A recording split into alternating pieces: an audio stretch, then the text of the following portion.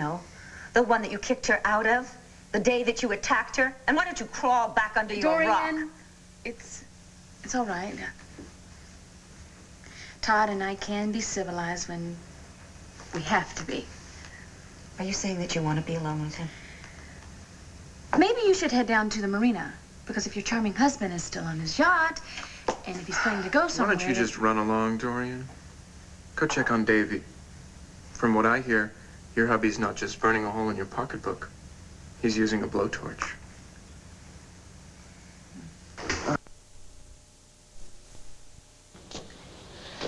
Blair, look, I know that Todd has this rather strange effect on you. Sometimes you actually start to believe that he's almost human. It's not true. He isn't. Blair, please, trust your original instinct, all right?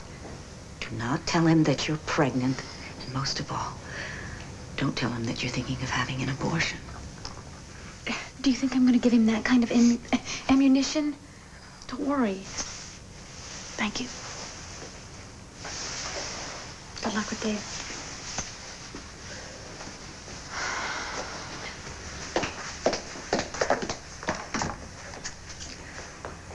You lay a finger on her, and I will pull out every greasy, stringy strand of hair on your head, and I'll enjoy it.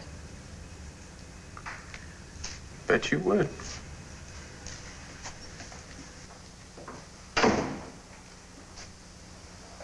Look, Blair, I don't want to fight. And I'm sorry that we had one this afternoon. What were you expecting, Todd? You'd slap me with a bill for back rent on Melodor for $65,000 and I would say, thank you? When are you going to figure out that every time that we are in the same room together, we always fight? Maybe we should just avoid the situation and maybe just not be around each other. Maybe. But does it really need to be like that? Look, I was thinking a lot after you left my office this afternoon, and I was thinking that, I mean, what do these lawyers know? The uglier things are between us, the more money they make. They want us to rip each other's throats out. I mean, that's why this whole thing about the back rent, I mean, that was my lawyer's idea, and now I'm like, what, is he kidding? Yeah, there has to be a better way. And so I was wondering, I mean, maybe that's what you wanted to tell me when you came by today, and before I blindsided you with owing me money. Look, you said that there was a decision that we needed to make together. And I could tell that it was important to you because you had that look in your eye. So what is this decision that we need to make? Tell me, I'm listening, okay?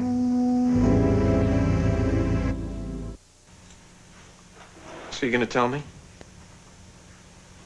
What's this big decision you wanted to talk about this afternoon?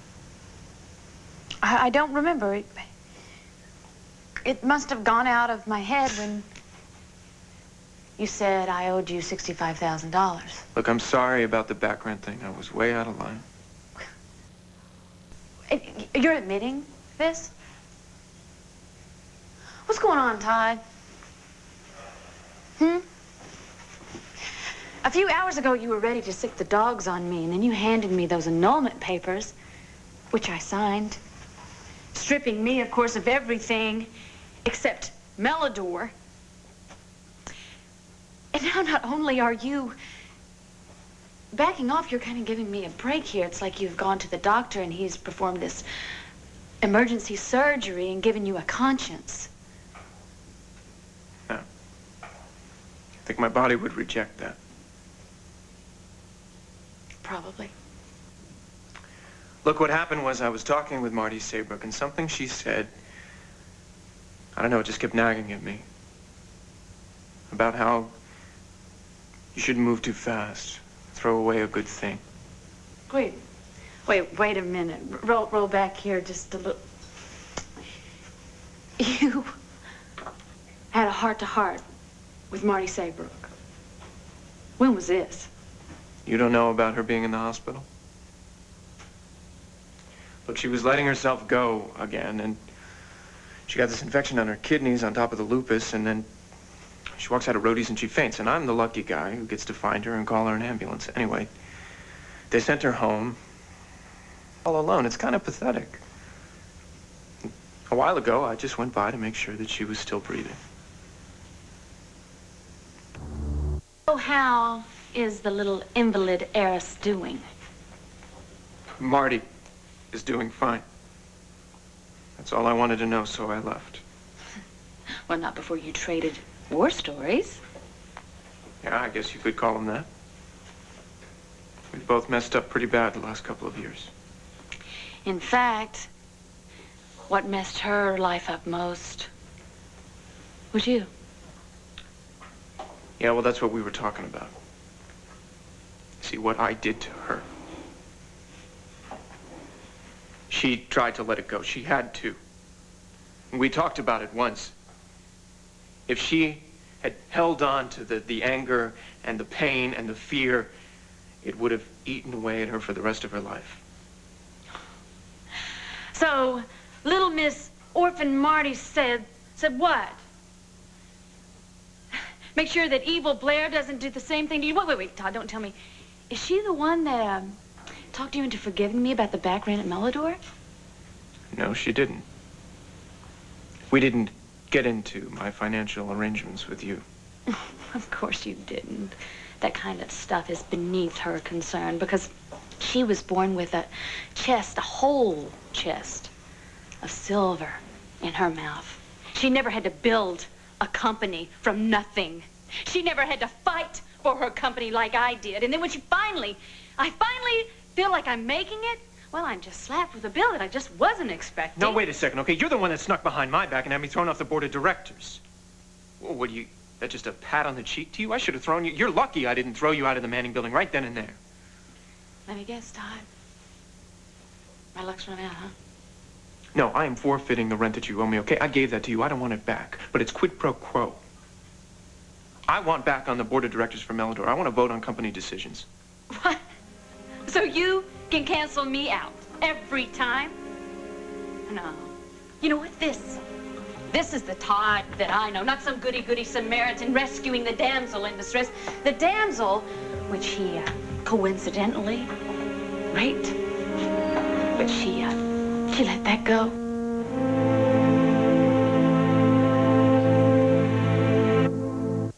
You have any more decisions you want to discuss, you take them up with my lawyer. Tell you what, you do the same.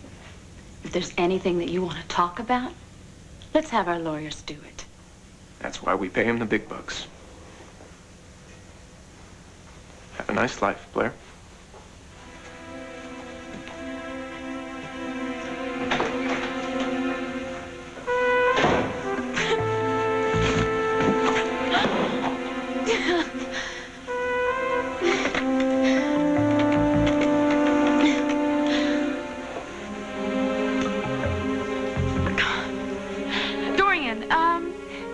It's Blair, and will you call me when you get in, because I really want to go through with this abortion, and I need you to help me set up an appointment. Blair pays all the back rent for the lease on Melodor. Yeah, I know I said I was going to let it go, but I changed my mind. Well, yes, I do know what time it is. Yeah, but I figure for the money that I'm paying you, my lawyer ought to at least listen and take notes while I do his job. Well, thank you. Second of all, I want to change my will. Right now, Blair's listed as the only beneficiary. I want her out and fast before she does some kind of a stunt and I wind up in the morgue. Way to go, boy. About time you woke up. Got rid of that witch out of your life for good. Blakely, put it there. Somebody die? Hell no, from a campaign rally. Alex and I thought it might bring you the same kind of luck we've been having lately. Oh, yeah? Yeah, you know, sort of a thank you for endorsing her. A lot of people read your paper, Todd. And having your paper behind us means an awful lot to us. Yeah, well, I'll clue you in on a little secret, eh? So I only endorsed Alex to stick it to the banner. No, you didn't. You endorsed Alex because she appeals to you. Well, at least she's not that stuck-up snob like that chick McNamara. That's right, and she's much prettier. And don't you forget, Alex is playing in that charity tennis tournament at the club tomorrow. Great photo op.